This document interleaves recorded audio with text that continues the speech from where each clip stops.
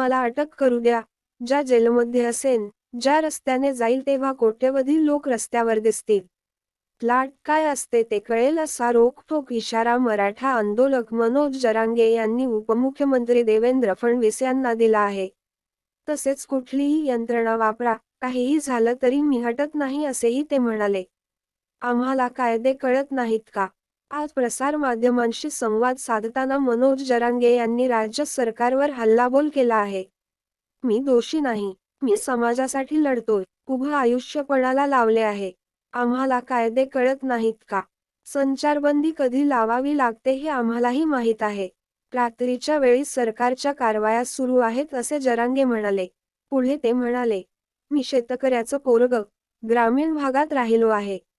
माझी भाषा तशीच आहे. फडणवीस आणि माझं शत्रुत्व नाही. मी कुणाला घाबरत नाही. मला तुरुंगात टाकले तरी माघारी परतल्यावर पुन्हा आरक्षणासाठी लढेन.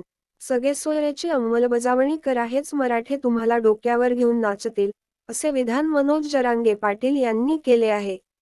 मराठ्यांच्या नाराजीची लाट अंगावर घेऊ नका. तसेच, मराठा समाजाच्या विरोधात कुणी बोललं तर मी सहन करत नाही. कुणबी आणि मराठा एकच आहे. मी सर्वांवर टीका केली. मराठा आरक्षणाविरोधात जो कोणी जाईल त्याला सोडणार नाही. मराठ्यांच्या नाराजीची लाट अंगावर घेऊ नका. आरक्षणाव्यतिरिक्त आमची दुसरी कोणतीही मागणी नाही. समाज हा राज्याचा मालक आहे. सरकार मालक नाही, असेही जरांगे म्हणाले.